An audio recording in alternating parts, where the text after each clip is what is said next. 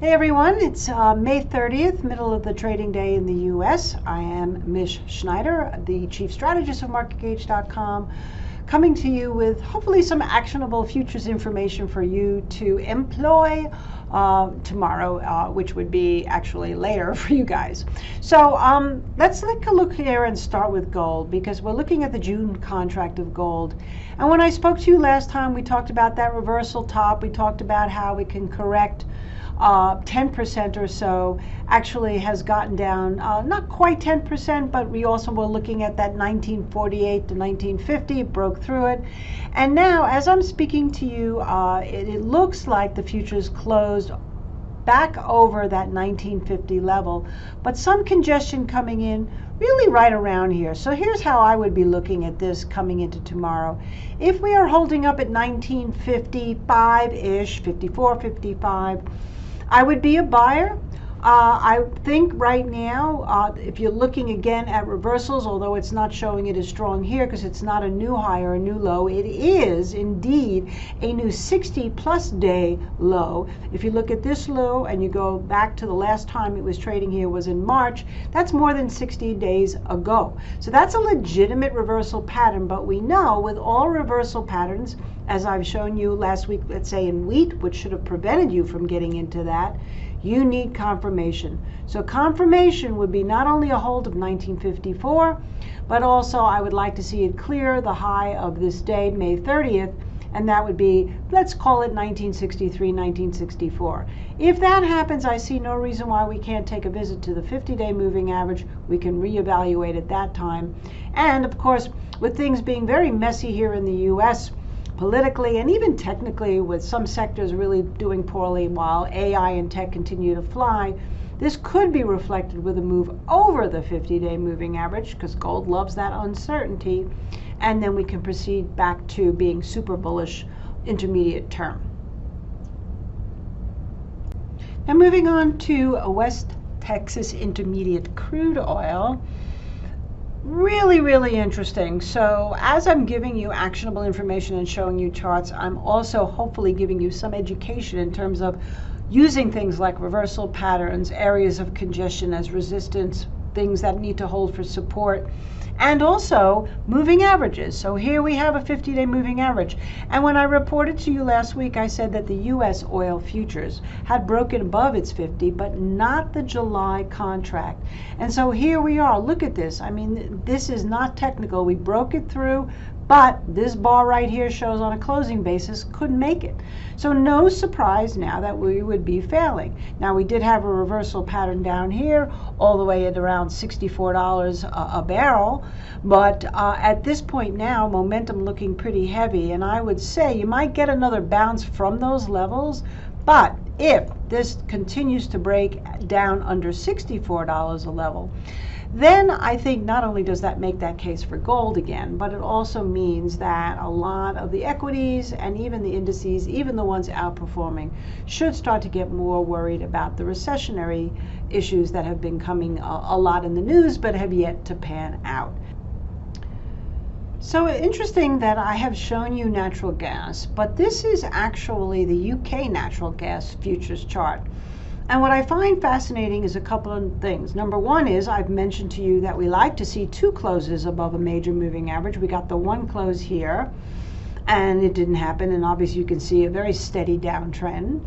Number two is we haven't really been, well, we had a death cross here, but we haven't been above this moving average really since 2022 in December. So we've been in this very long, year-long downtrend, which means you can still look to sell rallies. However, what I am finding interesting is once you see this little half smiley face right here, that's a reversal pattern potential, right? So look at the volume, not unbelievable, but okay. And then also, with this contract being closed now, again, we're going to want to see some kind of follow through here in terms of a move above the high of the day on this day, which is, let's call it 58.34. Now let's move over to the other natural gas futures contract.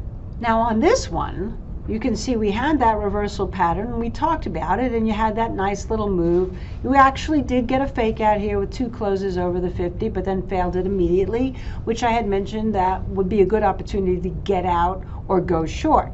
And so now here we are about to test this low at 223, let's call it 2.23. So once again, there's a couple of things to look for. In terms of the UK natural gas, it's showing a little bit more relative strength. This is actually getting a big volume pattern on this down day. So if we do not break down under these lows, 2.24, and we start to move back up to 240, I would say probably would be a good place, then it could be we went from a reversal pattern with UK actually showing some kind of relative strength compared to this particular contract, and a potential double bottom. And then of course once again we'll be looking at that 50-day moving average, because the second time we go through may be a little bit more follow through. And watch your volume patterns, because when you get these type of volumes on down days, it could be that the selling is drying up, along with the fact that it might be holding this key support. Okay, let's move on to the dollar. So the dollar, my goodness, this was the classic technical lesson. Everything worked out. Not only did you have a reversal pattern here, but it never took out the low from here, causing some kind of a double bottom here. Lots of sideways action, many closes above the 50 with some follow through, and now getting into the congestion level. So once again, the dollar is going to be key, especially as we've talked about the gold, although I always want to remind you that not the most important relationship, dollar to gold, but nonetheless something to consider, particularly with other commodity futures. And look at all these closes that we have, this bar being a close. All these closes we have around 104.20. And so with 104.20 as a key area for closes, that would tell me that above 104.20, especially if we get intraday movement to the upside, we still have more. Whether it gets to 105 or what I think is the ultimate goal around 106, maybe just a little bit shy, figure somewhere between 105.75 and 106, that would be more likely over that 104.20. Under 104.20, I would look to see what happens at the next major support at 103.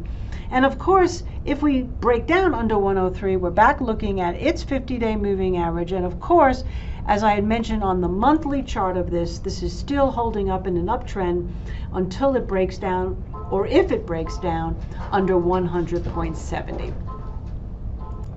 So indeed, we're seeing the stress here in the pairing of the British pound against the US dollar.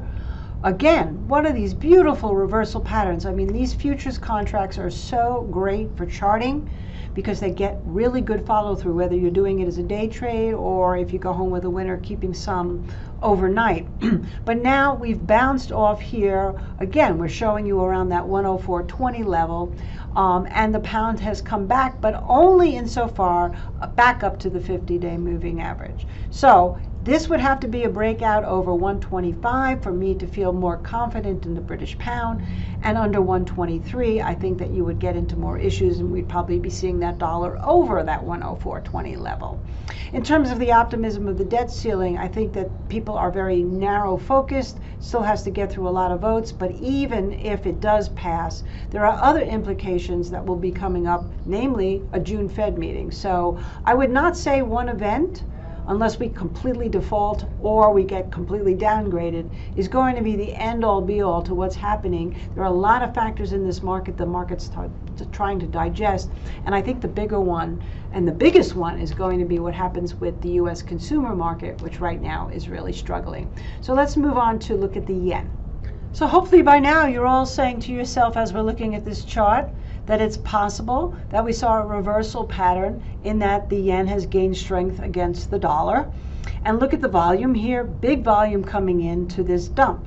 So I would definitely be keeping my eyes on the relationship between the dollar and the yen, and probably looking at this point now, if we get through this, that would be a breakdown once again in the dollar, probably under that 104.20 pivotal, and maybe closer to as we get to 103. If we actually go out just a little bit further here, just to show you where the yen has been, you can see that right now 142.14 or 13 would be a good area of resistance next.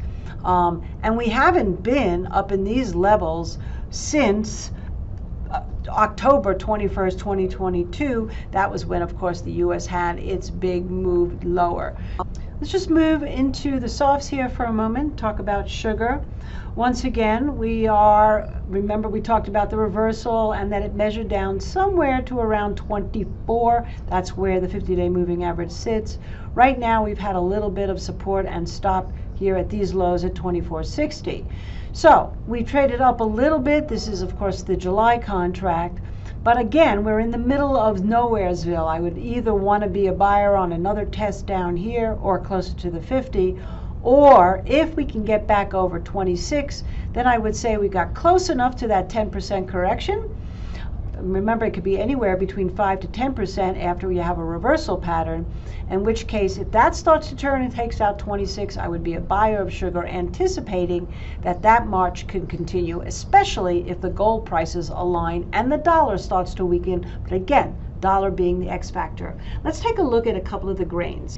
If I had to choose one, I would probably look at the corn futures. Seasonally, we're in the season. We're starting to get heat waves here in the U.S. The soil crop situation is still kind of wonky here. And corn, again, another beautiful setup, right? So your reversal pattern got a nice move up to, guess what? 50-day moving average. We did not get through. However, I would be looking at that level at around 606. We get 2 closes above that. That could be the start of a good summer rally, so keep your eyes there. Where would I consider myself wrong? It would be if we had the 2 closes, whatever the low is of the day, it clears. If it breaks down under that, that means that that 50-day moving average that broke out and confirmed, like we saw in the U.S. natural gas, has actually failed. Hope that was helpful. Y'all have a great day. Thanks so much for watching. Bye for now.